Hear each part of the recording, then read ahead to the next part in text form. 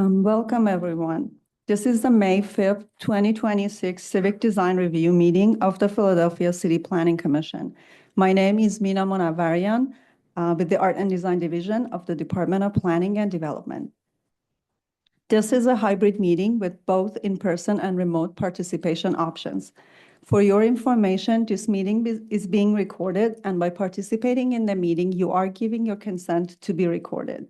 A link to the recording will be posted on the Philadelphia City Planning Commission website.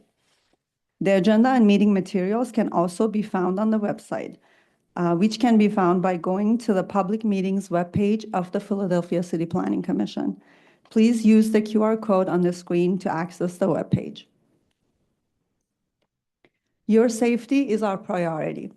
You are currently in room 18-029. In an emergency, please listen to the announcements on the loudspeaker, which will provide safety information. If you do not hear an announcement, please follow the directions of the security officers and city planning staff. There are two doors along the side wall to your left. These doors lead to the elevator lobby. If an order is given to evacuate this room, the nearest stairway is to your right once you reach the elevator lobby. Follow the exit signs to reach the stairway. If an order is given to evacuate the building, the rally point is at Love Park. Please remain at the rally port so that we can account for you. And restrooms are also in the lobby across from the elevators. The Civic Design Review Committee is a subcommittee of the Philadelphia City Planning Commission and is charged with assessing the design of the public realm of proposed building projects in Philadelphia and how they impact their neighborhoods. CDR is an advisory process. However, applicants are encouraged to accept the results of the review and incorporate the committee's findings into the design. The Civic Design Review Committee encourages and values participation during its meetings. Members of the public, you will have the opportunity to comment on agenda items during the meeting. Questions and comments will be heard during the public comment period, which will be open and closed by the CDR committee chairperson. Public comments should focus on design-related issues only.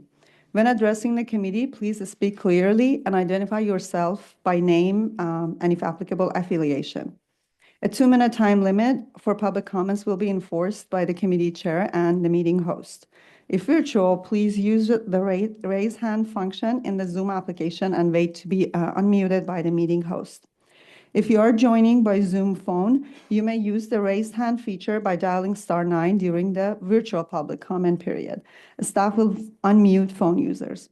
Please note that Q&A is only for procedural questions related to the meeting. We ask that you avoid writing your questions and comments about the project using Q&A. Planning Commission staff can also receive comments by email. If you would like to submit an email, please send it to cdr@phila.gov. First reviews will start with an applicant's design professional presentation limited to 10 minutes, followed by PCPC staff summary. Second reviews will start with PCPC staff analysis before applicant's design professional presentation that's limited to 5 minutes. The staff analysis will be based on the requirements of the zoning code and the Planning Commission regulations, which will focus on site design, building design, parking design, sustainable design, and if applicable, public open space design. Public comment will follow. Please do not restate the comments of your neighbors. Comments submitted in advance via email have been given to the committee and do not need to be read aloud. CDR committee discussion will follow the public comment period. Up to 2 affected RCOs may join the committee for the duration of their cases, and additional RCOs may participate as members of the public. After the discussion, staff will present notes taken during the meeting. The staff notes are for summary purposes only and not a word-for-word record of the conversation. The CDR committee will vote to adopt staff notes by unanimous consent, and also will be voting by roll call on whether or not a project needs to return. For roll call votes, I will ask commissioners for their vote individually at the end of each agenda item. The chair will now call the meeting to order and announce the quorum. Thank you. Good afternoon, everyone. I'm Jimena Valle, Chair of the Civic Design Review. The Department of Licenses and Inspections has informed the City Planning Commission of 2 cases, both of which are being heard for the first time today. Cases may be heard more than one time. The committee may ask an applicant to return if after discussion significant issues are left unresolved. Committee members, I'm going to call you each by name. Please reply if you're present.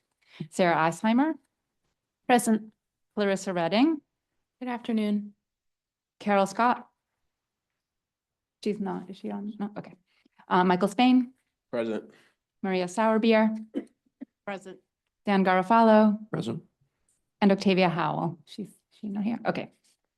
Okay, I do believe we have a quorum. Okay, so we can start with the first case, 3135 West Girard Avenue. And we also have Robert Everett from FNA joining virtually. I'll just promote them.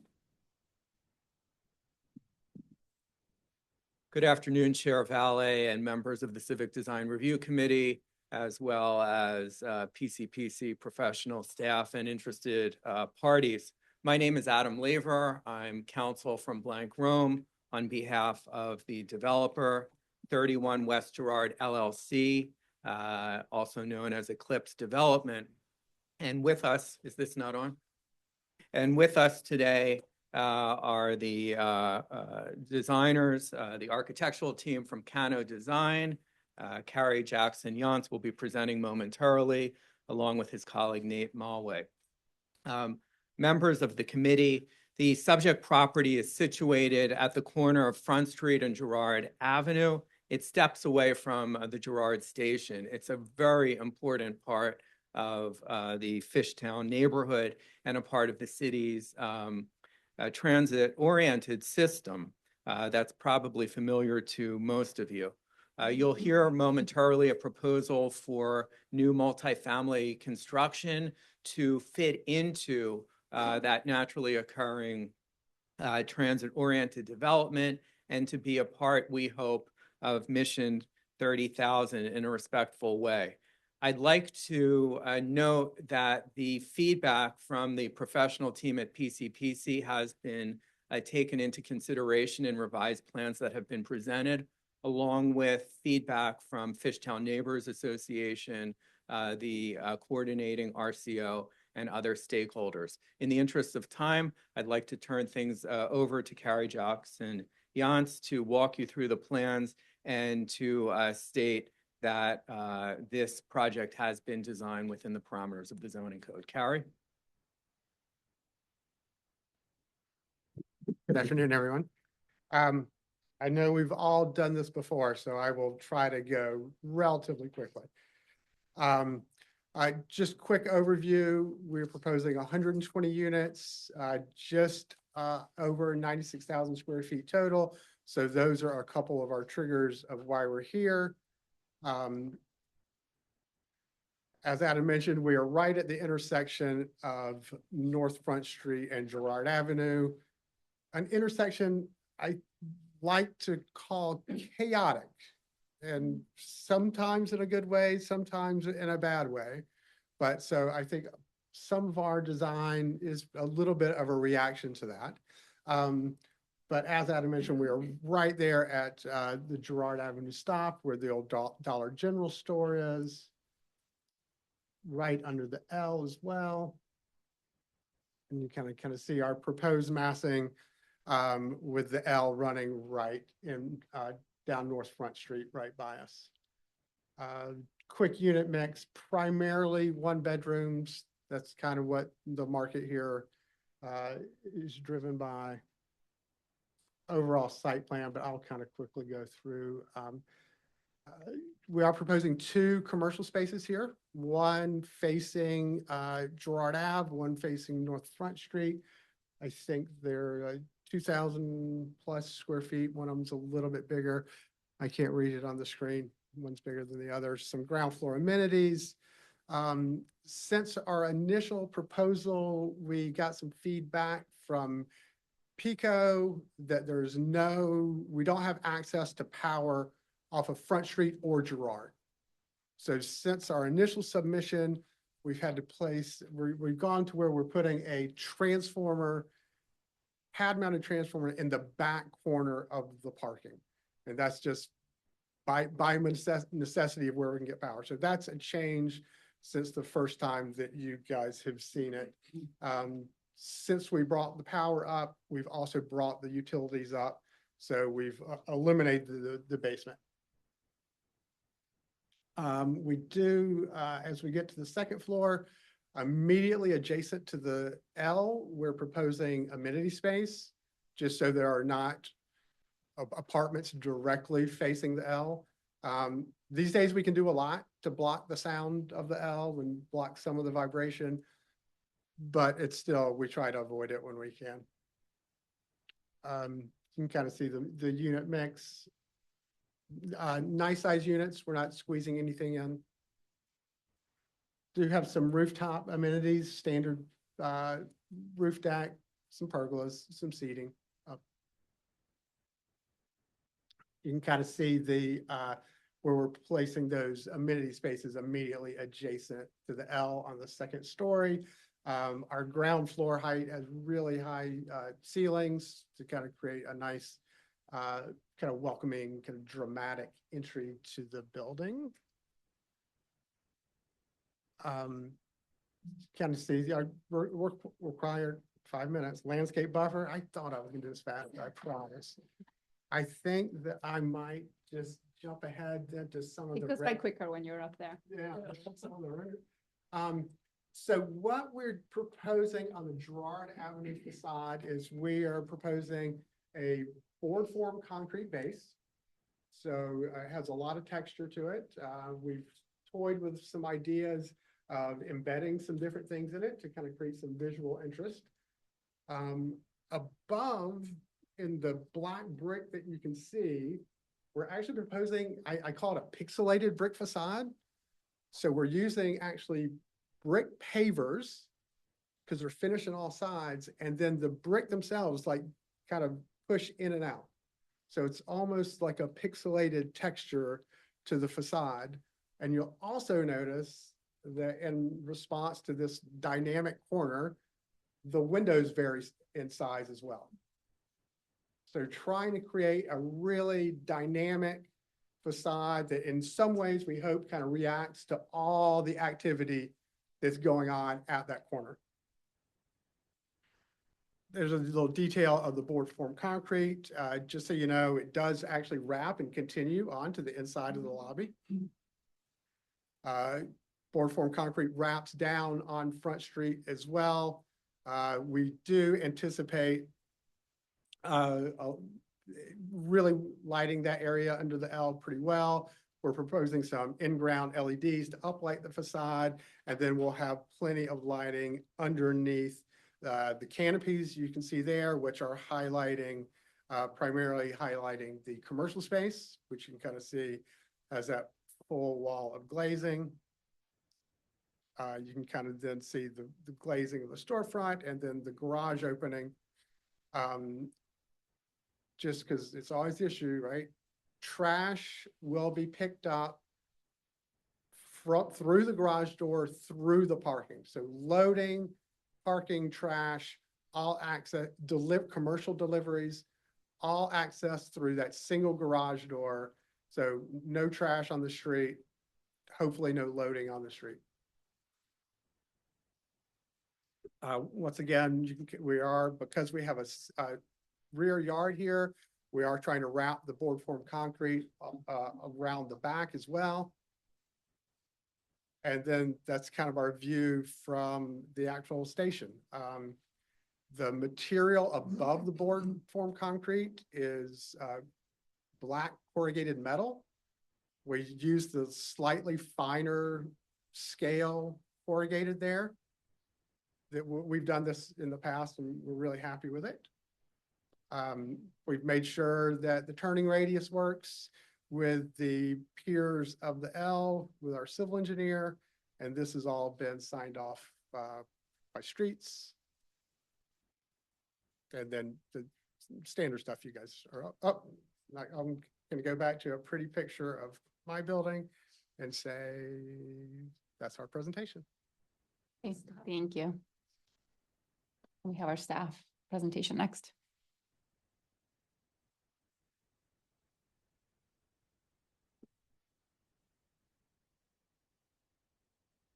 I'm just going to get off this pretty picture of your building for a second.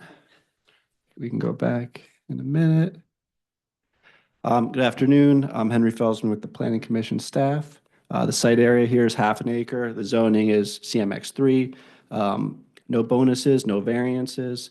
The present use, it's just a vacant building, the former Dollar Tree, 96,000 square feet, 120 units, 4,600 square feet of commercial in 2 separate spaces, 28 parking spaces, and 42 bike parking spaces. The community meeting was held on April 14th with Fishtown neighbors. So for context, as Carrie mentioned, this is a transit-oriented development project. You see it's right on the Market Frankford line, which is the blue there, as well as the Girard Avenue trolley. These 10 sites indicated were past CDR projects that have come before the committee. So as noted, this is an area that's seen a lot of development in recent years. This is just a view across Girard looking north. You see the trolley stop in the foreground, the site behind it. 23 West Girard was a project that came to this committee. And then Girard Station there to the left. So the exit from Girard Station is right next to the site. And here's the view down Front Street when you're getting off the exit. This is the main exit from the northbound platform. So if you're coming from Center City, you exit here. This is where you get off. For site design, staff appreciates the activation of both frontages through a mix of commercial and residential entrances. Staff has questions about the entrance near Girard. Consider how this outdoor space may function, opportunities to add visual interest to this part of the facade. It's definitely a kind of a challenging space, necessitated by the being up against the SEPTA station, but maybe there's something that could be done here. Looking up Front Street, staff notes the opportunity to enhance the gateway condition to the Front Street commercial corridor. We appreciate active uses, ground floor transparency, and canopies. Consider further improvements to make the space feel welcoming and safe, such as lighting, signage, shade-loving greenery, and opportunities to add color. For parking design, staff supports the location of the internal loading zone to serve both commercial and residential uses, but notes the challenges of loading truck circulation within the garage. Consider on-street loading zone along this approximately 125-foot stretch to reduce the use of garage for deliveries, pickup, drop-off, and other short-term functions. Staff encourages the use of alternative paving material or signage to more clearly alert pedestrians of the curb cut. Building design, staff appreciates the complementary massing to the adjacent building, which you can see there in the left image. Consider how the project can further complement the surroundings as experienced at ground level. These views are across Girard. You see the proposed building in the middle and then the adjacent building to the right. So consider elevating the second story to give more of a presence to the ground floor uses, including how signage may be more visible from across the street. Consider use of a building marquee or incorporating storefront sign band into the facade. Staff notes the intentional variation in brickwork and window size, the bricks pixelation that Carrie mentioned, as well as the windows that increase in size along that diagonal. Consider committing further to the design intent to make it more noticeable and compelling. Staff has concerns that the Front Street facade feels like a bit of an afterthought above the second story, though it will be highly visible from the L. Consider wrapping the brick used on the Girard Ave facade around to select locations on the Front Street facade. And consider further design variation for the second floor where the resident amenity spaces are located. It appears there's maybe an alternate color on this rendering, a white, some kind of variation, and that would be, it's a little unclear, but that would be welcome and appreciated. Sustainable design, consider setback above the second story along the Front Street facade, or just consideration for those units that are right up against the rail. And then heat island reduction, consider rooftop shade structures, greenery, solar panels, and lightening the dark materials that constitute much of the building envelope. And then I can go back to your lovely rendering. If you like. Thank you. Okay. And I know we have an RCO member, if we could bring them up. Robert, if you want to speak, you can unmute.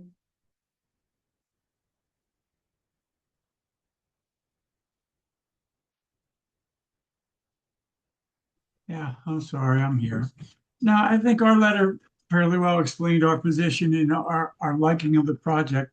I would just add that the staff's recommendation about a loading zone on Front Street, our neighbors actually appreciated them using the inside.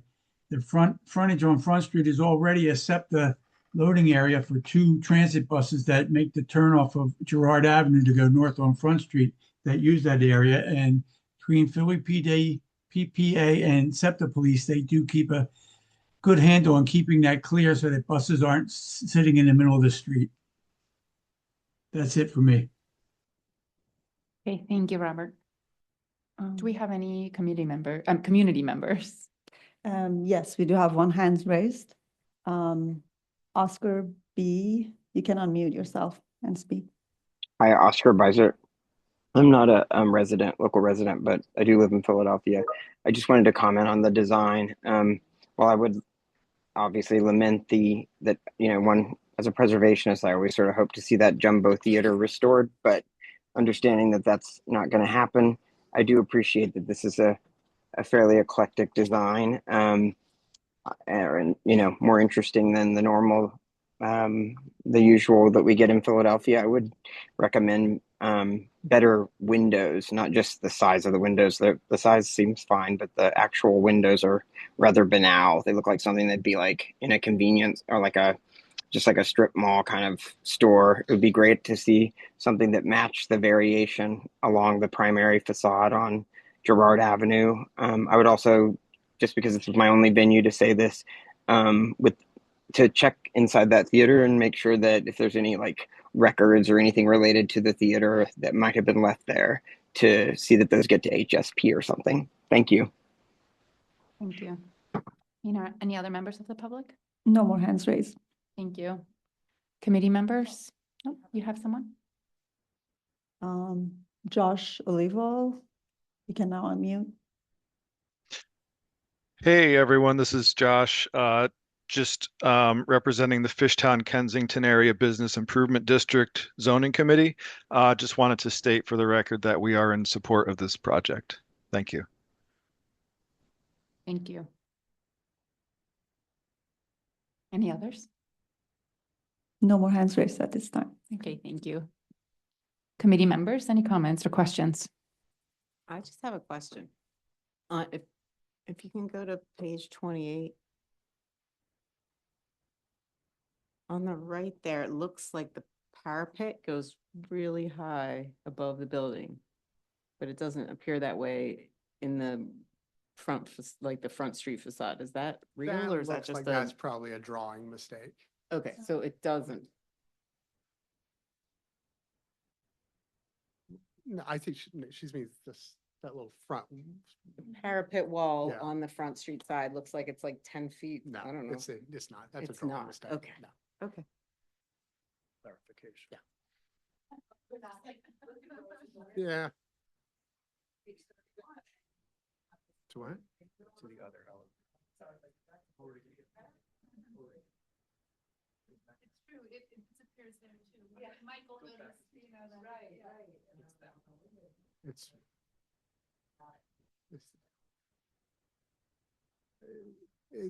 there is not a thin wall flapping in the breeze.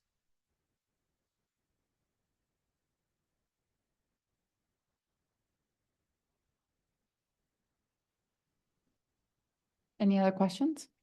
Just the one thing about the parking entry. I know it's mentioned that there will be some safeguards put there, but to what extent? Other than just the paving, are there mirrors, or will they be lighting? Or I think there's been talk of what are the signs that you always see of like cars entering or exiting. Mhm. And I think we'll probably also have a mirror as well. I know there was some talk about changing the paving material, but there was also then some concern that that would confuse people between the difference between a curb cut and actually crossing the street. So I think we're gonna stay away from the tactile warning and make it more visual.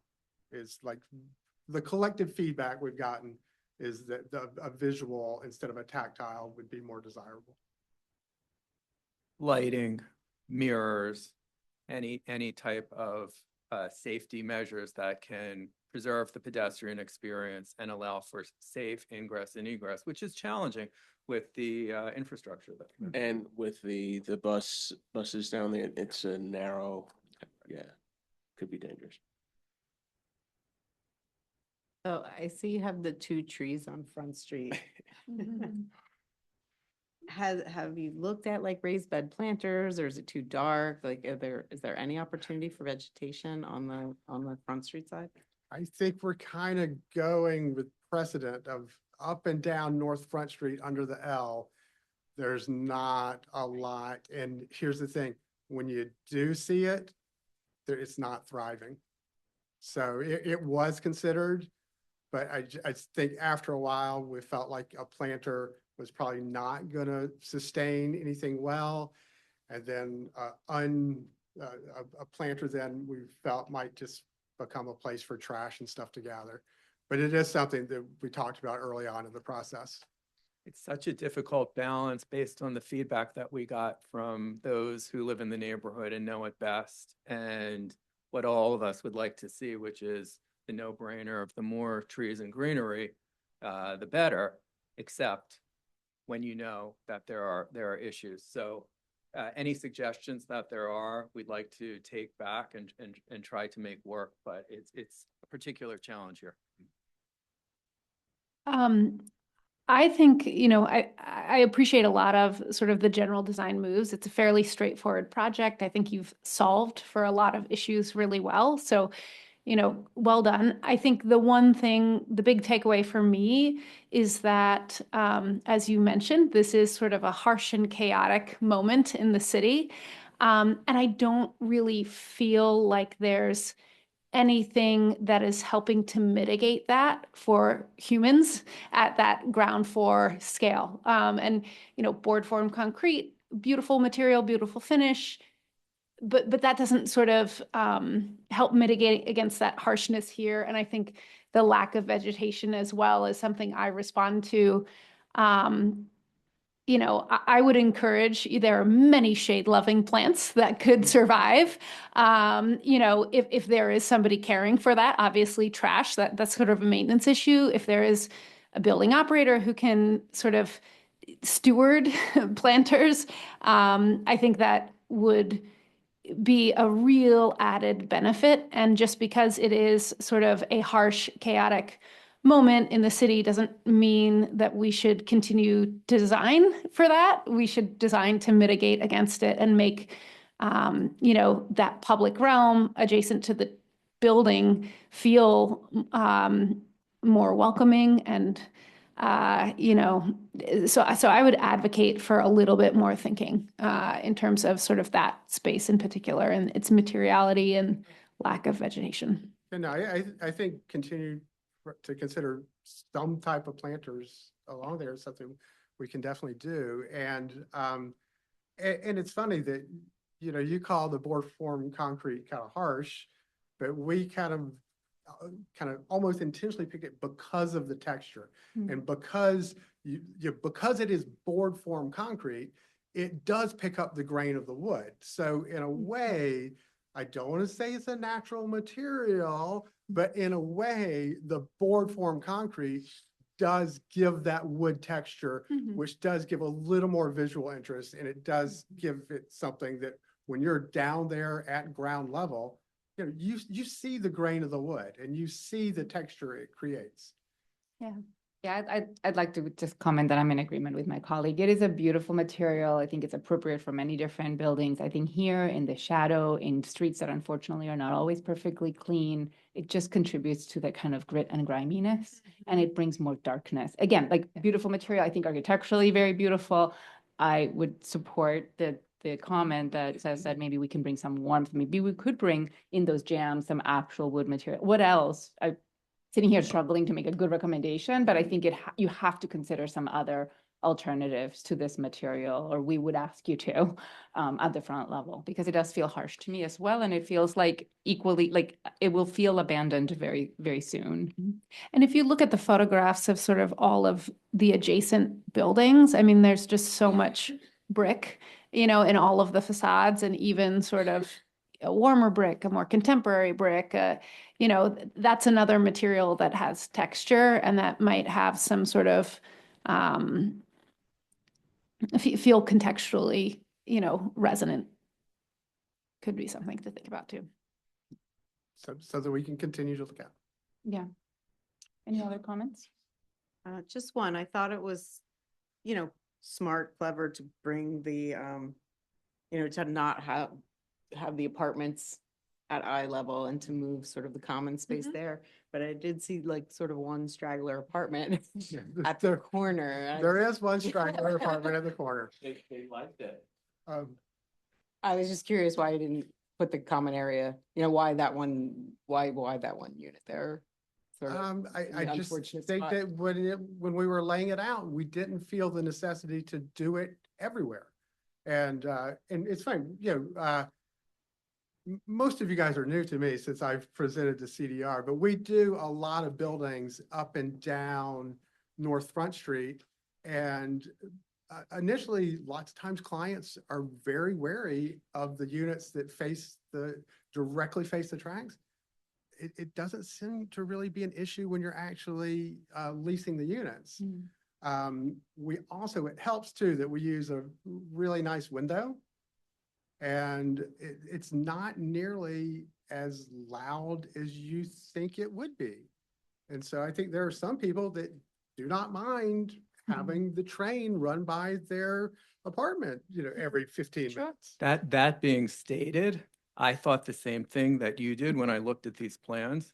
And I think that the bulk of potential residents would not want that. However, then I looked at it and I thought of Hopper's paintings, and that there are people who are interested in the life, the vitality, and perhaps that person is going to be the future resident there. I guess that's why there's chocolate and vanilla and strawberry. Right, and only one of them. Just curious about the labeling of one room. It's called the loud room. That's a term that you decided to, or is it a specialty like? We don't pump noise in or anything. No, the idea there Sound is the there train. are several types of lounge. One of them we would consider more of like a co-working lounge that would intentionally be quieter. And then one that is just somewhere where, perhaps there is a TV, perhaps there's a pool table or something. So still a shared lounge for the whole space, but not somewhere where you would go to study or go to have a work call. I would like to add another thing that's interesting about this project is our building at 1440 North Front Street, which is currently under construction, is by the same developer. And the intent here is they are going to share amenities between the two buildings. So if you're a renter at 1440, you can walk down the street and use the amenities of this building and vice versa. Like, for example, 1440 has a golf simulator. And if you live at West Girard and you want to go play golf, you can walk down the street to use that. And part of that was very intentional to try to activate that part of the corridor just a little bit beyond what it typically would be. And so, yes, for our clients, it's considered like it's a win-win, right? But yes, so that's something unique we're doing here. Very cool. the commercial space on Front Street, are you assuming that it would be one tenant or that it could be multiple tenants or? Could be two tenants, but I think the smaller space along Front Street is just over 2,000 square feet. So in theory, that could be divided. I think that they would like this, that we're keeping open the possibility of these being restaurants. And so I think once you put a restaurant in there with all the back of house, you probably really wouldn't be able to subdivide. Just asking that question in reaction to some of my colleagues' concerns about the activity on that street and its grit and grime feel. A nice, tenant there would probably address some of those issues. 100%. Yeah. And these clients will be seeking out a high quality tenant. This is the same group that did our project at 2406 Frankfurt, if anyone is familiar, that just has Greg Vernick's new restaurant, Amelia, that just went in. And if you haven't been, that white ragu pasta, it's outrageous. But and we're proud because we also did the design of the restaurant space there too. So you should go check it out. I'll make a note. I think it's a great project. As Sarah said, solve the problem. So because we don't have big criticism, we have a lot of little criticism. So I'll just list off a couple things. One, these are details, but probably want to consider access to the bike room directly off the parking lot, so you don't bring your bike through the hallways. The parking lot is pretty utilitarian. But when you look at the roof plan, there's about 50 plus apartments that look onto it.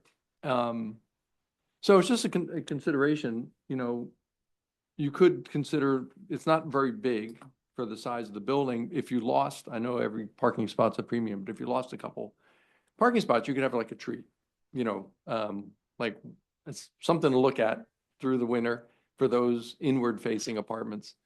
I also noticed there's a good amount of balconies facing north, facing into the courtyard. And I know balconies are outdoor space, such a premium for apartment dwellers. So the chaotic nature of that intersection you talked about at the start, it kind of resonates with me. There may be a way to maybe pull back the facade for a recessed outdoor space on some of the apartments that face south.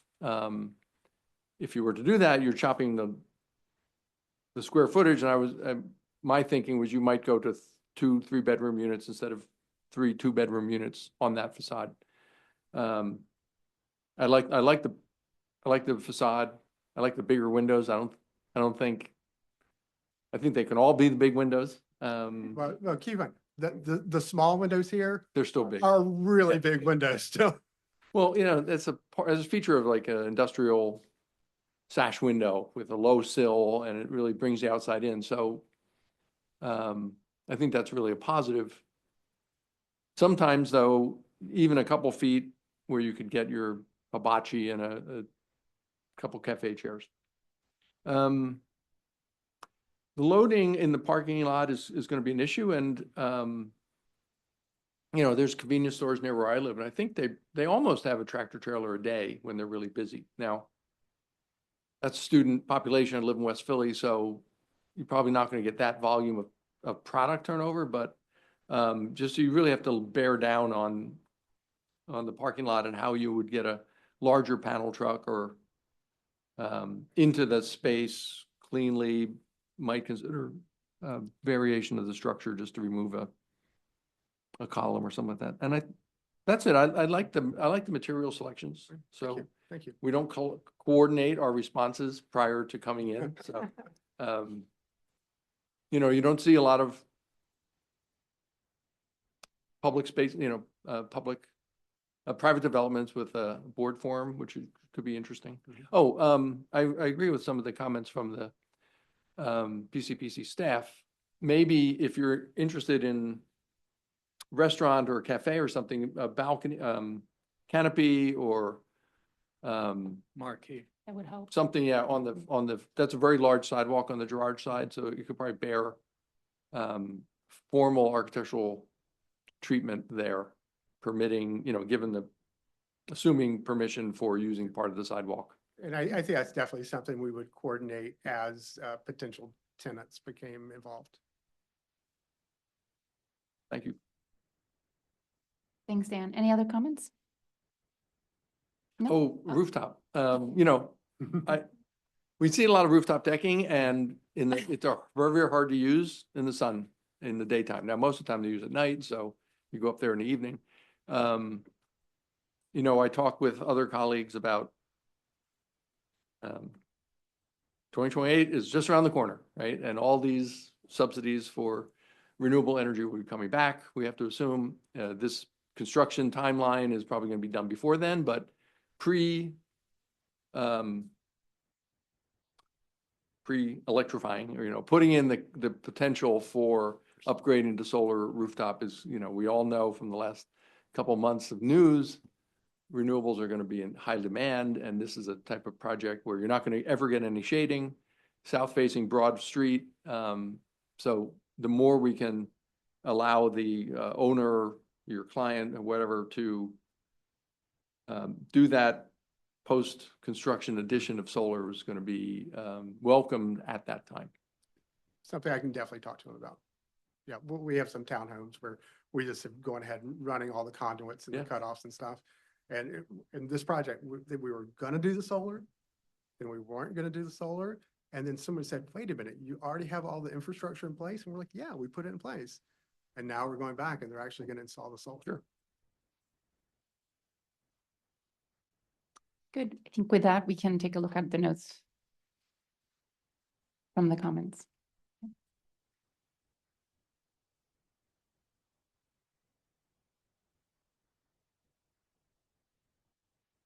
Okay, we had a comment from Fishtown Neighbors Association. The one comment there, generally in agreement and in favor of the project, but prefers that there not be an off-street loading zone on Front Street. Internal loading zone was appreciated. So this was in response to the staff comment. And then comments from the committee. There was a question about the parapet height, but we clarified that. The garage entry protection for pedestrians, ensuring that takes place. Some talk about alternate paving, but there was concern that this would confuse the people. So the strategy will be more visual than tactile. An opportunity for vegetation on Front Street, something that came up a number of times. There's we heard from the design team that where there is, maybe they're not thriving, but we encourage you to look for, I think Sarah said, shade-loving plants. Harsh and chaotic moment in the city. And so we talked about what could mitigate that at the ground level. The board formed concrete was meant to give a wood texture and be more of that human scale. We encourage shade-loving plants, building operator who can maintain or steward those planters, some kind of planter that could be considered, especially as those tenants come in, they'll probably bring that themselves as well. Consider further alternatives to building material to make it feel less harsh. Consider warmer brick or more contemporary brick that feels more contextually resonant. We appreciate the second floor common area, questioned the one dwelling unit on that floor. Let's see, what is labeled as a loud room? This is a clarification, just a program type. Okay. We asked whether the space would be for multiple tenants. At 2,000 square foot is envisioned as potentially a restaurant. We appreciate the commercial space on front and activating that frontage. We asked that you consider the access to the bike room directly off of the parking lot. Several apartments look onto the parking lot. What could be done to green that? Consider balconies or outdoor recessed spaces on Girard Avenue. We appreciate the big windows. We have some concern about the loading within the parking lot. And we ask that you please consider canopy or marquee on Girard Avenue, and also consider the future, installation of infrastructure for future rooftop solar. With that, do I have a motion to accept the notes as described? I need a verbal motion. Motion to accept. Second. Thank you. All those are things I think we will definitely consider.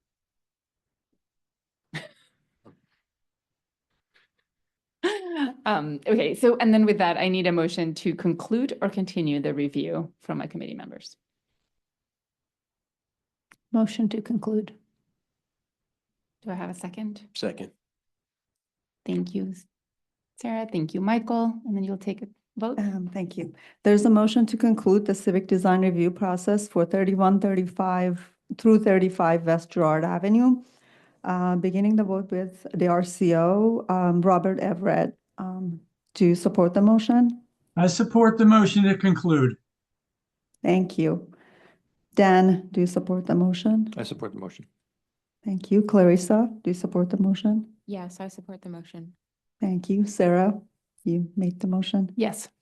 Thank you. Maria, do you support the motion? Yes. Thank you. Michael, do you support the motion? You Yes. seconded. Yes. Thank you. Jimena, do you support the motion? Yes. Yes. Unanimous support for the motion. Motion carries. Thank you. Thank you for the feedback, which we hope will lead to a much better project. Thank you. Thank you. Okay, and we'll move on to the second project, 610, 640 High Street.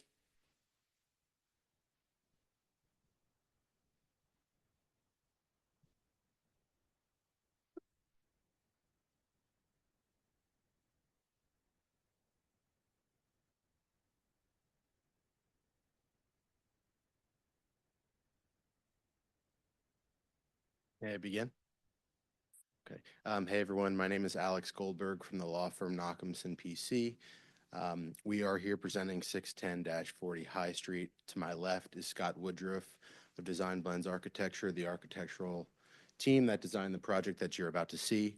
The property is owned by High Street Associates LLC, and this is a variance matter that's scheduled to go in front of the zoning board on May 13th at 2 p.m. You are about to see a development project that is done in a PUD style, where there are 21 single-family homes and 7 duplexes on a lot that is over 40,000 square feet. The variances we're seeking are due to the single-family zoning and the fact that this single parcel will hold a total of 35 dwelling units. Additionally, there are 35 parking spaces for a there are 35 surface parking spaces and 9 private garages for 44 total, which is greater than a 1-to-1 ratio. At this point, I'll step out of the way and have Scott walk you through the design packet. Thanks, Alex. Good afternoon, board. Scott Woodruff from Design Blends Architecture. I'm going to start to go through some of the presentation here and also start my timer so I know where we are. Alex kind of went over the overview of the projects, so we'll go through that. An aerial look of where the site's located. We're directly north of the Chestnut Hill East Line, right south of Chew Avenue and the Albury Arboretum. The other thing to note here is Teg Lumber is a large industrial wood supplier that's also south of the Chestnut Hill East Line. Surrounding context otherwise is single family homes, residential based. Biggest thing to note on the site plan is there is significant slope to this. You can see in the photos, it ranges between 12 to 18 feet going across the site. Just looking at some photos, you can kind of see that large mound that's coming up. Really no street presence along High Street. Other photos, these are the back alleyways of the adjacent residences, which they all have garages. They all bring their cars back there to park. And then just a few more looks at some of the other residential buildings that are along Chew Avenue there. The Chestnut Hill East Line, this is the overpass. There's pretty much just a large retaining wall that holds back that concrete pier. And then you can see Teg Lumber that's there. Looking at how we would develop this site, a few diagrams just to help explain. Obviously the biggest challenge we had is the grading. How do we create a street presence with this mass amount of grade? The approach is kind of splitting with a cut fill, essentially leveling out this site in the middle of the site. And then, we're going to be using the buildings more or less as retaining walls to kind of retain that dirt on either side. Also looking at, the private drives of the adjacent structures, kind of historical and residential context, the backs of buildings, you have the vehicular in the back. It was important to maintain that access and feel, with the back-to-back residential buildings.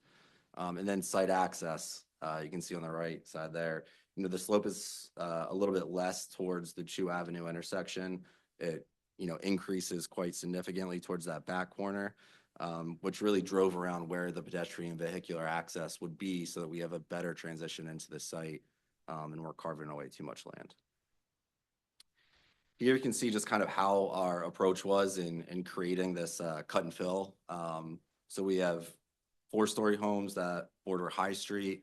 So there's a small area that's kind of bi-leveled up, and then 3 stories as we reach the top of the site. And then we have a bi-level, single-family home, kind of split-level residence towards the rear of the site. Again, kind of leveling out that interior courtyard space for pedestrian activity, entrances, while still maintaining a good street front along High Street. You can see that in the rendering here, as we have, the townhomes that kind of like go down the hill of High Street, creating that pedestrian experience along that street, while having a nice wide entry for pedestrians vehicular into the larger entranceway. Site plan, we have 4 different building types, and that's really just due to the different grading conditions on the site. They're kind of highlighted in these different colors. The rear buildings that are lighter have the garages that are backed up against. And again, this creates a good variety of unit types for all families, smaller, some a little bit larger, some with garages, some with not garages. And as Alex stated, we have 44 parking spaces, which was an important thing for the community, that we had sufficient vehicular parking space for the residents here. Other thing to note is there is an internal common trash enclosure. This would be a PUD, so whole thing's governed by, HOA and/or developer would maintain this, given these also might be rentals. Just this kind of street perspective of how that split level really operates around High Street. As it steps down, we have some exterior steps and stoops that kind of address how that grade is, to kind of standardize those type of ground floor areas. So the majority of them are raised up off the sidewalk for that first level living along High Street. Looking a little bit more at the vehicular and pedestrian entryway, we have a 24-foot curb cut. We do have truncated raised domes to call out a distinction between the vehicular traffic that's coming out of this area. We also have a small green space and kind of area to give a little bit of breathing room and a nice entry for the pedestrian vehicular into the actual site. It was also mentioned by Planning Commission to add X's on either side of this to create a little bit more breathing room, which we're happy to coordinate with Streets Department to try and make that happen.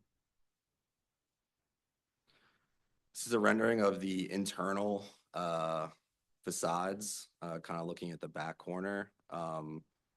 So the homes that we're looking at currently that are 3 stories in height have a setback to allow a little bit more light and air in there, as well as these are the ones that have dual entries. So there's an entry off of the interior for the parking, and there's the interior, the street-facing entrance that's also along High Street. We'll breeze through the plans, but all the actual single-family homes that aren't the 2-family homes are 3-bedroom, 2.5 baths minimum. This would be the High Street homes, which are duplexes. They're 2-bedroom, 1-bath units. We can kind of breeze through these. Looking at the facades materials, a lot of brick context, obviously, in this area. These homes built around the 1920s-ish. So it was important to keep that character. We kind of took the High Street elevation, cut it at 3 stories, not to overpower those, and try and keep the scale a little bit smaller along the streetscape. As those transition, we step that brick down. The brick does wrap those, obviously, the whole way on that interior courtyard, so that the interior facing within that vehicular zone and kind of pedestrian zone does have brick within it. The other materials on the bays and some of the projections or inset in the brick would be a metal panel that's proposed, and then vinyl siding around the back homes varies between a board and batten style as well as a lap. Site sections, I think, are really helpful to understand kind of overall how this site lays out. As you can see, we have a slight slope, obviously, but primarily flat, kind of in between these two in this courtyard. Cutting the other way, we're pretty much completely flat.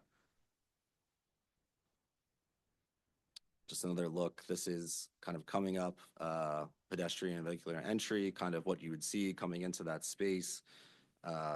Obviously, we tried to maximize as much vegetation and planting that we could in this area, while also providing enough into maximizing vehicular parking. It's just the landscape plans. All right, well, it's good as I'm pretty much all wrapped up. I will turn it over to Planning Commission. Review, please. Thank you.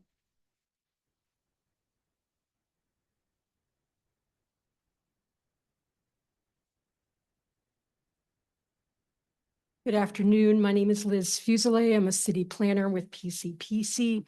As you have heard, this project is proposing 35 residential units with 35 surface parking spaces and 9 garage spaces. A refusal was issued by LNI as multifamily is not permitted in the RSA 5 zone district. A community meeting with the 59th Democratic Ward was held in mid-March of this year, and the RCO was in non-opposition of this project. Next slide. Oh, sorry. Do I have that control? Okay. For site context, this parcel is zoned RSA 5 and is surrounded by RSA 5, RSA 3, 2, and ICMX zoning. 2 Avenue is a major transit arterial road with High Street serving as the entrance to the development. Next slide. A majority of the row homes face the alleyways and therefore the rear yards of the adjacent buildings that front 2. Please consider a different orientation by moving the parking lot expanse to the rear. Further, an ADA compliant pathway should be added to any future site plan submission. Using a variety of paving materials would differentiate entrances, making it safer for pedestrians walking or biking to their units. And please consider another pedestrian exit entry off of High Street. Next slide.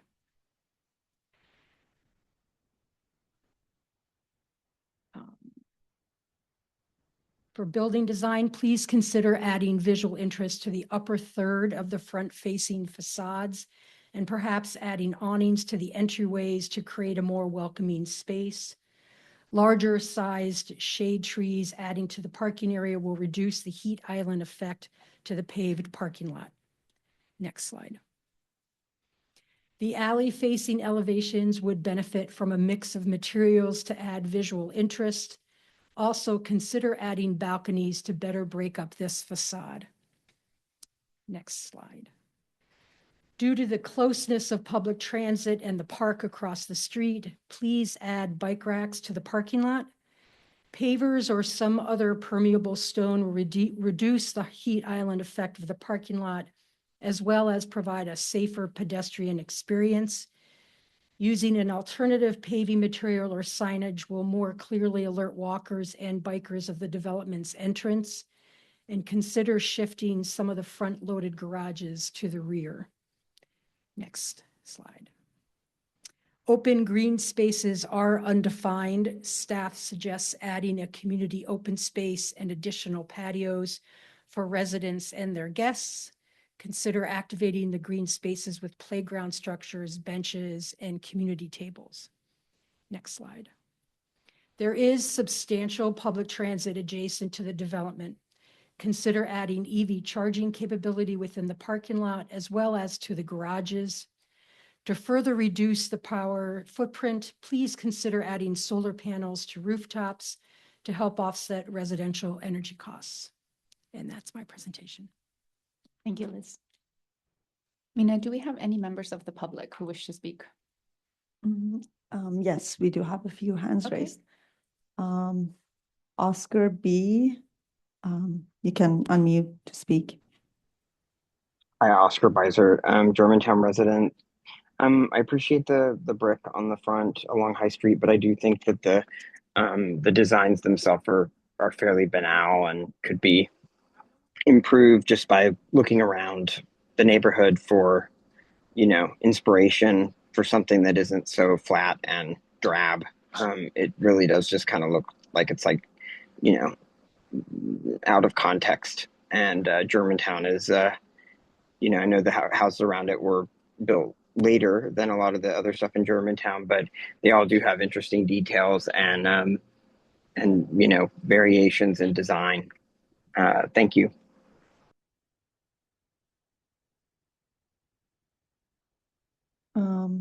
Allison Wise, you can now unmute to speak. Yes, hello, thank you. Allison Weiss, Solar Germantown Civic Association. I ditto the comments of Oscar Beisert and the Planning Commission as well. There seems to be more emphasis on the parking lot than on the residents and an area for them to recreate and for the children who will be living there to play.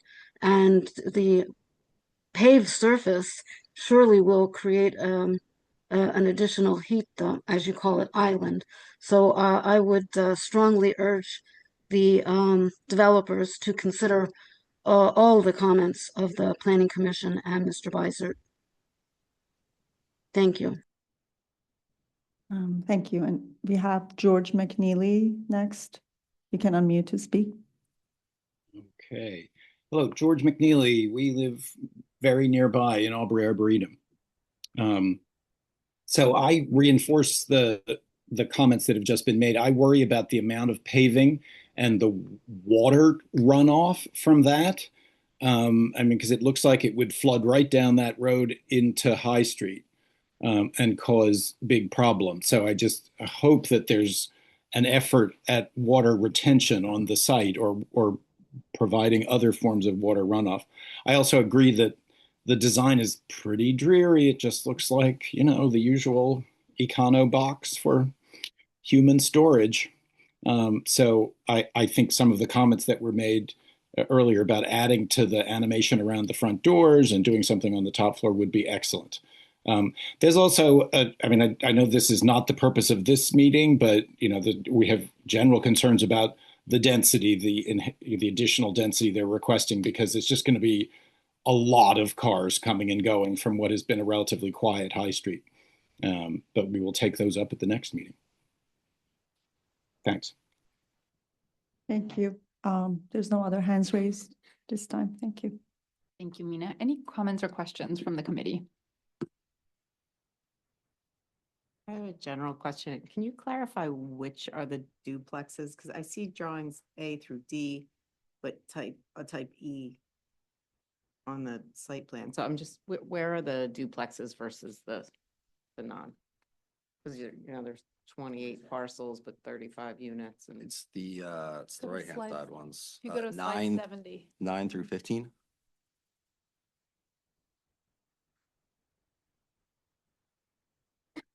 Or 71, oh, yeah. got it. So the ones that face the alley. Got it. Thank you.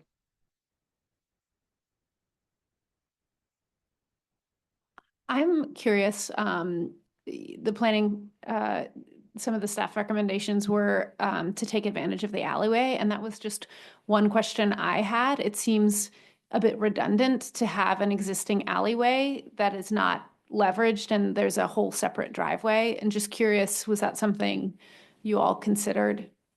And did you talk to those neighbors? So the site does not actually have access to the alleyway. So it is for common use of those other homes. It does not legally have access from this site to use. I think what you're suggesting though is like, couldn't we access, I think one of the recommendations is moving the buildings inward and then putting the parking on the alley side. To be able to access. from Yes, there, I mean, it seems like High Street is sort of a primary street. It's a shame to have to add another curb cut there that doesn't exist. And if the alleyway were the only curb cut, and even if buildings 9 and 10 were twisted so that, you know, all of the houses that engaged High Street were actually putting front doors on High Street, that would be just so much more welcoming. So I was just curious about that. And I suppose if it is a private alleyway, right? But if it's a public right of way, I would assume that there would be access. Yeah, could we have clarification on that? So the alleyway Yeah. isn't public, it's shared between those neighbors, so they have access. We don't have legal right to use that alleyway though. So the only way we'd be able to ingress and egress would be through our site. We couldn't actually use that for the purposes of our site. Correct.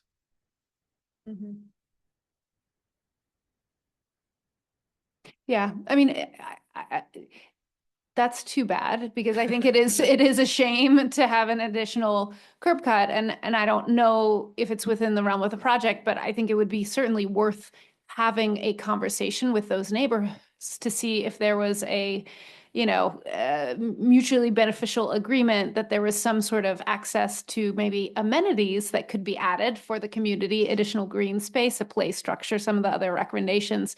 Maybe that would be of benefit to them. And instead of building a second and redundant driveway, that could be converted into green space, play space, and that would benefit everyone. I also think that it seems like there's not any need to have a two-way road throughout the entire site. And if that was just a one-way loop, whether or not you have the access or not, you could save a huge amount of money by planting instead of paving, but also just give a lot more space back to, you know, something that's verdant. And I think I am curious about stormwater management, because this is a radical change from sort of a greenfield site to a site that is now largely paved. So just curious about sort of, hey, is there any stormwater retention on site, a part of that parking area? You know, that it is a sloping site, you know, the water is going to run down that hill. Is it going to run onto High Street or run into the backs of buildings 1, 2, 3, 4, 5, 6, 7, and 8?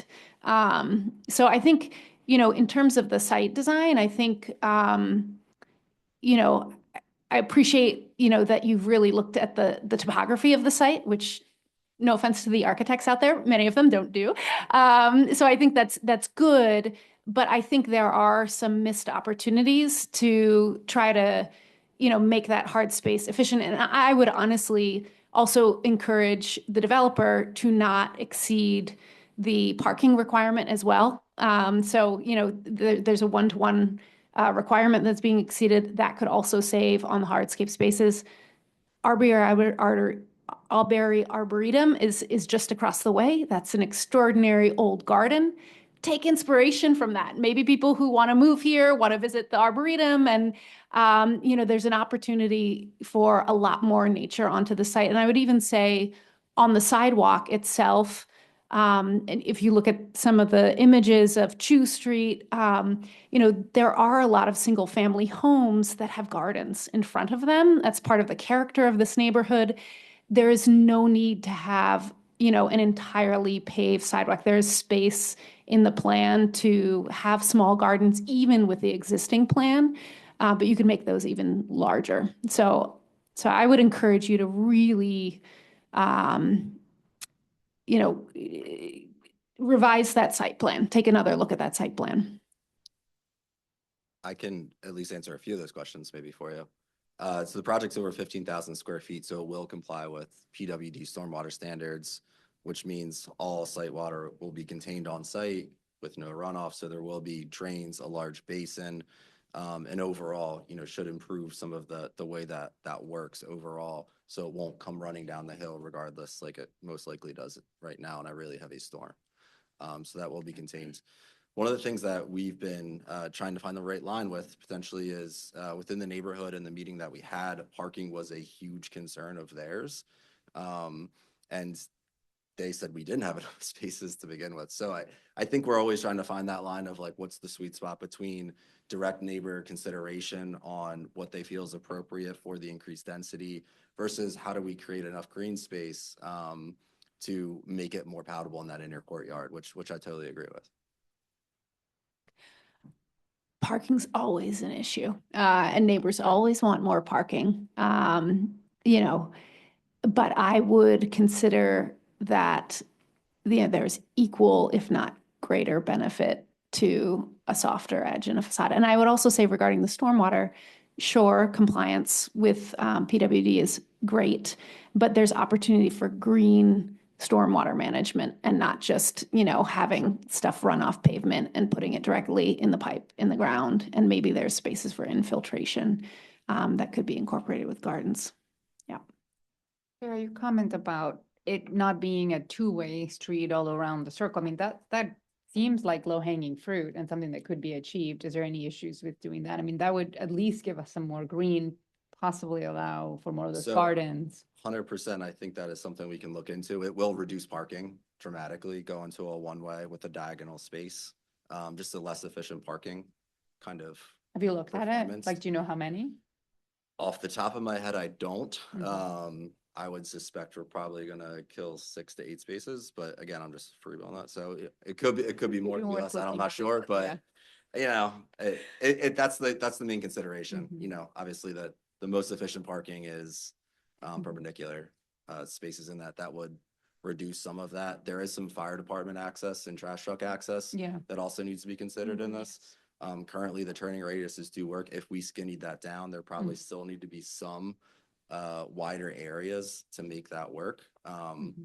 But it's something we'd have to take a look at to make sure there was appropriate access for utility to come through that area. And can you confirm which are the ones with garage? It's the lighter ones on the It's on the right. south here. Yeah, so Okay, 16 through 24. okay, thank you. Do the residents that live on Haines Street, do they have access to their rear driveway through the driveway that faces the Chew Avenue homes? No. Oh, I believe it's separate. I believe there's a grade change between the Chew Ave homes and the Haines Street ones, so there is a retaining wall, if I remember correctly. Sorry. Yes, so I believe there's a grade change between the homes on Chew Ave and Haines. So the access to the Haines Street aisle, I believe, is the end parcel you see on the lower right-hand corner of this survey map. That's where it is. Do you have any idea what the use was for the site before it was either abandoned or demolished? Or it's very peculiar that a non-resident would not have access to that. I'm just curious and asking the question. Yeah, the records are unclear about the previous use. I can tell you right now, it's been a dumping ground, which has been an issue for the current property owners, cars and trash and whatnot.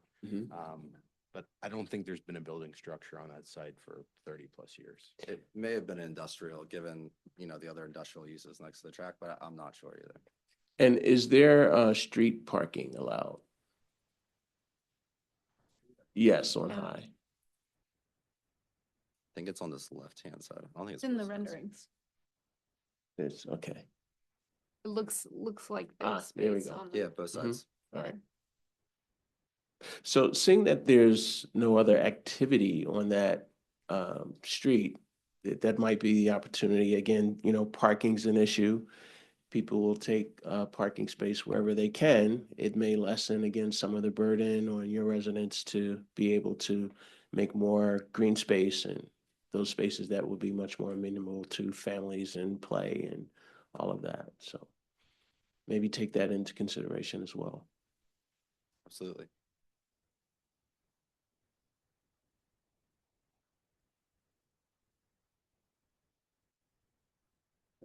I just have one quick question. I'm trying to, units 1 through 8, right, on High Street, they're single family. So there may be rental, there may be owned, but that's a one unit, one family. Correct. They're big. I mean, it's 4 stories on High Street, I guess. Is that right? Yes, there it is a split level. So let me- Yeah, there's a very, page 71 has, yeah, that one. So that's high, those are the High Street. Those are the High homes. Street homes, correct.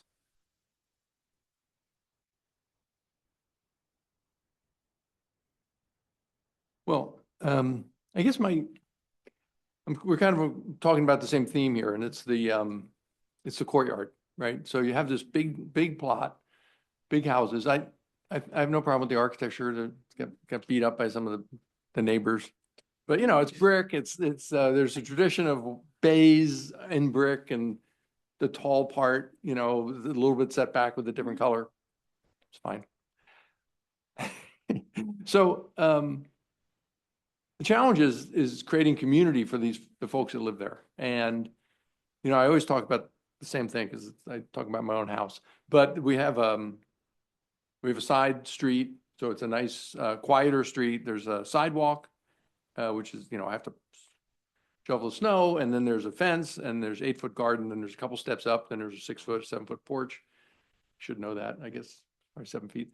And then there's my house. So we have this gradation of, you know, public space out there, private space inside where we watch TV, and then series of semi-private, semi-private. And so,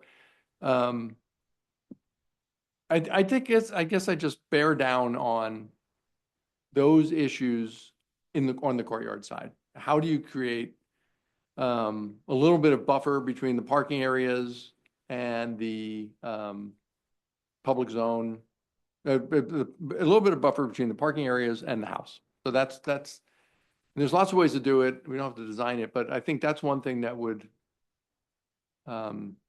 be worth looking at. And of course, these issues cascade, because if you have a few less parking spaces and a little bit narrower roads, then all of a sudden you have this a little bit of freed up space for the buffer zone. Then you can have a little bit of a street tree or an ornamental tree, you know, and all of a sudden it becomes more like the patterns that we're familiar with seeing in the city streets. The High Street is challenging because there's the front back issue. You know, where's the front door? That's not really a street with a lot of frontages, it seems like. It's more like a connector street. So do you abandon that and make that kind of like a back front? And then people come home, they park and they go in through the courtyard, but they might go through, you know, past the little garden and say hi to their neighbors and things like that. So that's what I'm looking for. The other units that are really challenging are the garage front ones, because we know from downtown living that, you know, the city planning commission discourages ground floor parking on the front of the house. And that's because it's bland or it's blank, and it doesn't promote these issues of community. Of course, we all know, as Sarah said earlier, everyone wants more parking, you know. And so the neighbors are always going to lean on you for that, and the developer is going to lean on you for that. So, but when we look at the site plan, there's a lot of parking there's a lot of pavement has the sole function of accessing those front garages. And, you know, I just feel like you take all the elements that are good and you shake it up and you put it back and you could get more, maybe it's more traditional, or maybe it's more derivative in a good way, or precedent driven in a good way. Maybe that's a better term. Than the arrangement that we're coming up with here. Thank you. Yeah, I mean, you know, everyone wants everything to stay the same near where they live for all time. But at the same time, we need more housing in the city. The mayor's always talking about, Correct. you know, 30,000 houses in 2 years and 5 years and all these type of things. So this is the type of development on an abandoned lot, which would be great for the people that get in there, and I'm sure there's a way to square the circle. The developer makes plenty of money, and it's a good resolution. So I just feel like there's more work that needs to be done on that courtyard, and maybe part of the solution is thinking more out of the box on the developer's side about, using that alley and bargaining and, easement and 20-year lease, 50-year lease, all that type of stuff that developers do that could free up some space for the courtyard and make it more of the amenities that we're thinking about. Which ultimately should help with leasing, because I think most individuals would really like to see that be a courtyard and not a place where if the kids come out of this house, they're afraid they're gonna get run over. So I do agree that it seems very plausible to grab all of the surface and the parking and bunch it up and bunch the houses up and end up with a different scheme that prioritizes the green space. It seems doable. Any other comments or questions from the committee members? I just add one thing, Dan, to what you said, sort of the question of, which is the front of the buildings along High Street, right? I would encourage that you try to think of the front on High Street, because I think it would be a shame for this development to kind of turn its back on the neighborhood, and to sort of have a welcoming frontage is good for the neighbors in the neighborhood. And I think, as Michael pointed out, it does look like there is street parking there, which is how the majority of Philadelphians sort of park. And so being able to park and then access your front door from High Street makes a lot of sense. And maybe there is actually, to that end, an opportunity for some sort of windows into the courtyard that could be welcoming and show, hey, this is a safe place. That will promote a sense of safety for the people who are living there. Maybe it's not a curb cut for vehicles, but sort of a window in visual access is a positive thing, I think. I do think that's a good point, because this is a very handsome street front. I mean, they're big houses. I mean, when you live in a 100-year-old house, you're always amazed about how big the new houses are, but it is handsome, and it is has the elements that we're used to seeing on a city street. And you're right, the views in you go into the old parts of cities, and that's one of the things that out of towners love. They see these little view alleys, and there's a tree back there, or, it's really a magical thing. And we think about, Society Hill, like from the colonial days, but it's really only from the 50s. So we recreated these elements, and I think there's a lot of potential. I'm gonna say one thing. I know you want to talk. I have an electric car, so I'm always thinking, where are the electric car charging places? So you're gonna have a lot of car parking lots. Just don't forget to put in the infrastructure, because I know that we got rid of our subsidies and sales have dipped, but I just read an article, used car sales are rocketing. What a surprise, right, in the last 2 months. And we got to use one. And it's a great amenity to be able to charge up near your house, and it's not that big a deal in terms of cost if you do it now. If you add it later, it's a big headache. So something to keep in mind. Larissa? As you guys were discussing the front off of High Street versus off of the courtyard, I was wondering if there was consideration to putting the duplexes as 1 through 8, so you kind of get the front and the front. I think the only challenge that we had is kind of the split level and how that works across the site. I think it's something we could try and take another look at to see if we can make that work. They might be a smaller units, or a larger unit. Right now we had, the smallest size dwelling unit, if you will, at 2 bedrooms, 1 bath, trying to eliminate, I think this is more of a family type development and more transient, like a 1 bedroom, just given the area. But we just had a little bit more availability on that right side. But that is a good point. And to the idea of, it was important to us really to keep a front entryway on High Street, because we did really like how that street kind of appeal looked. The biggest intent is just exactly like you said, Dan. You come home, get your groceries out, you can go in the back to the kitchen, kind of unload, but with the primary entry being on High Street was the intent there. If you do find yourself looking at this differently, and I agree, again, the High Street frontage is great, but I don't know why people don't do nice backyards anymore. Like, why couldn't that happen here that fronts the courtyard? And another way to connect with the community, your neighbors, it happened all the time, even in row home alleys, you're talking to the person that lives around the corner from you in your backyard. And I think that high street situation allows you to do that and gives you more of that community feel, that green space where the kids from across the street can go across the parking lot and play in their backyard. There's some real opportunity here. It would be a shame if those opportunities were missed, I think. Okay, Mina, looks like we can. We have one more. hand. Okay. One hand raised from the public. Mary Chicorelli, sorry if I'm mispronouncing your name. You can unmute and speak. That was perfect. Thank you so much. So my husband and I live on Chew, and our backyard faces the development on High. So we look at this lot every day.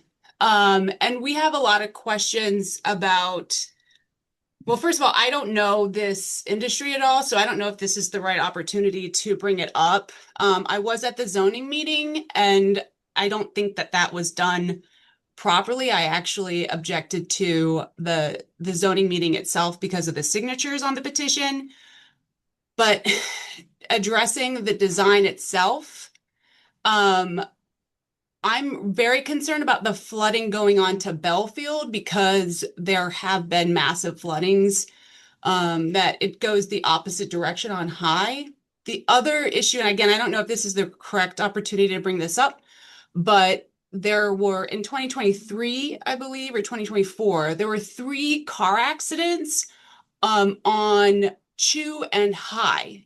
So if you go up High Street, it's obviously a one-way, and Chew is a large, it's an avenue, and the cars fly. That is a stop sign, but it's graded. And so it's difficult to see around the corners. And a lot of time people will be taking a right on Chew and they get hit. And we have concern of, the High Street entrance not really addressing what could happen on Chew later. And I apologize. I don't want to be wasting your time about talking about this. But when I brought it up at the zoning meeting, they had not done any of the traffic studies. They didn't know what I was talking about, and they didn't really address the flooding issue either. So I just want to make sure that any design elements that are added later address those issues. They are very much a concern because one accident in particular, a car hit a parked car that went up into a lawn. And if anyone had been on the street, they would have gotten hurt very badly. So we're very concerned that, we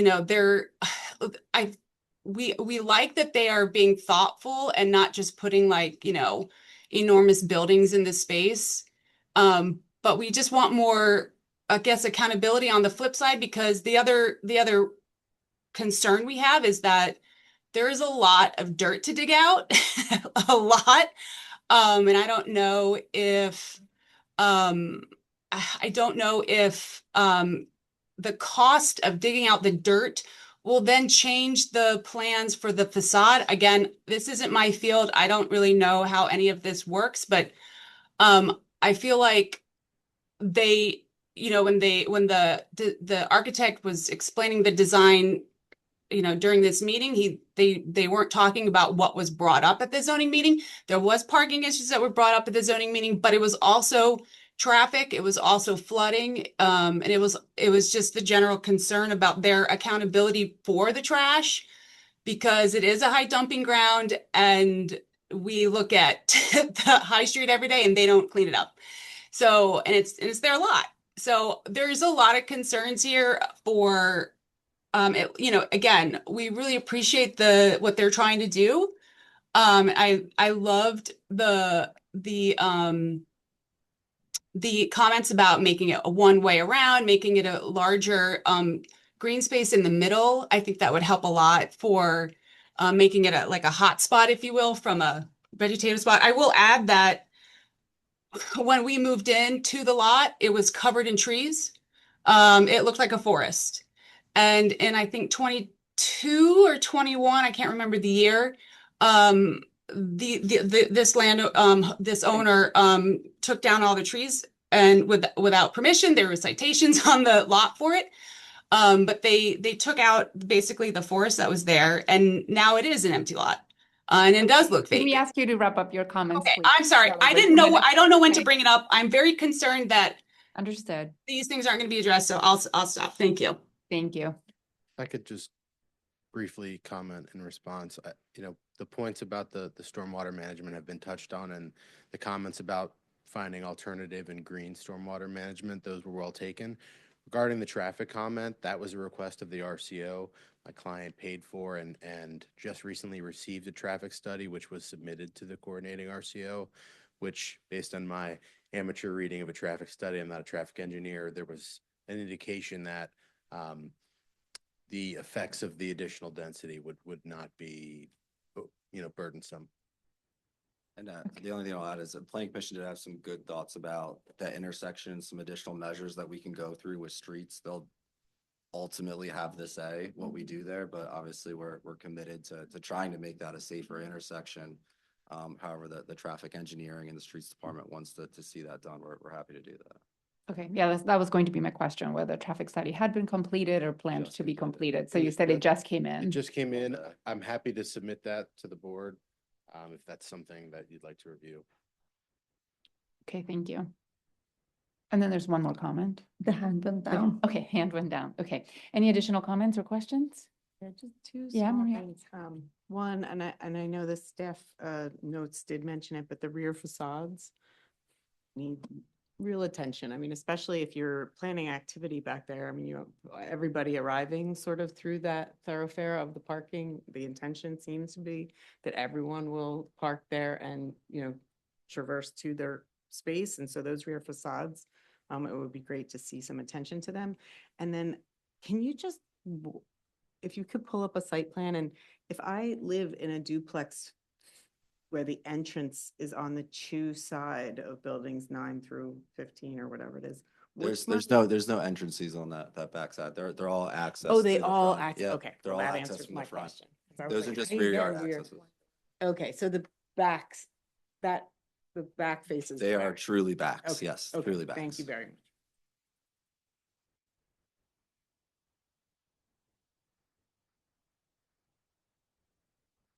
No hands raised at this time. Okay, let's go ahead and take a look at our notes.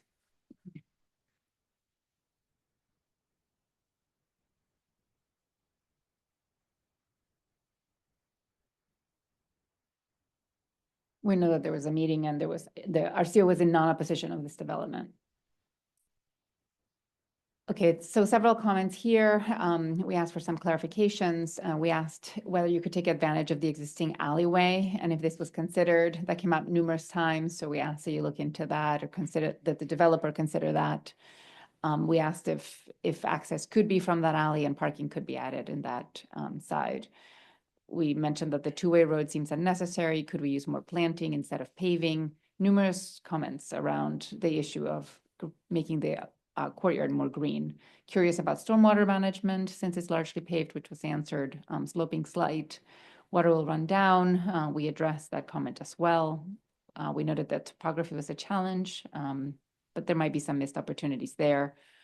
We made a suggestion not to exceed the parking requirements, but do more community-minded things such as green space, taking inspiration from the nearby Arboretum. We talked about single-family homes. Could we have more gardens? Again, look to precedents and other homes around the city that could set us an example. We did hear from you that the water runoff will be contained on the site. Parking continues to be a concern for the community, and you're conscious of that and trying to find the sweet spot.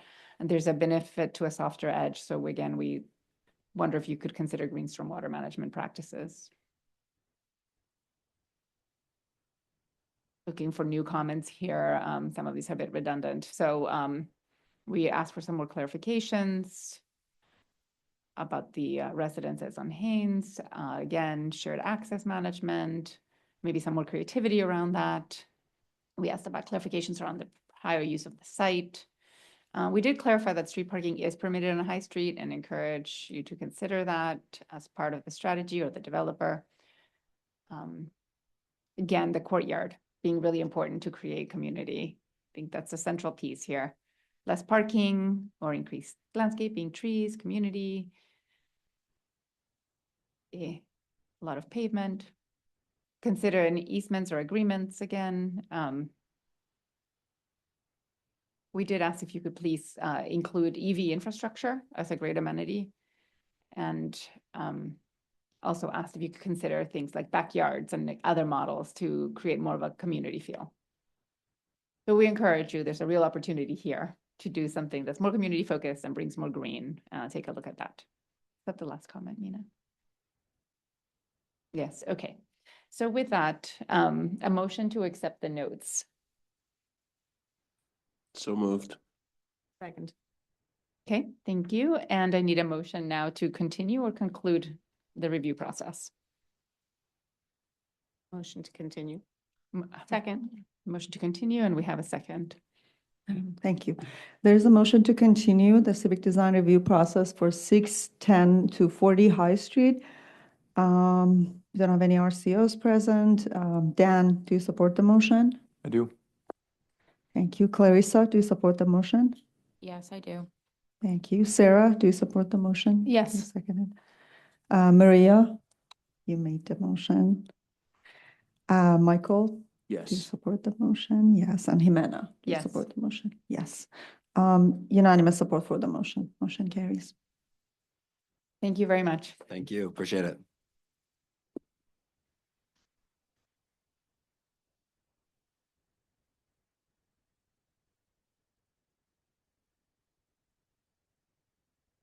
I guess we need a motion to adjourn. I motion. I need a second. Second. Okay, thank you, everybody. Say aye.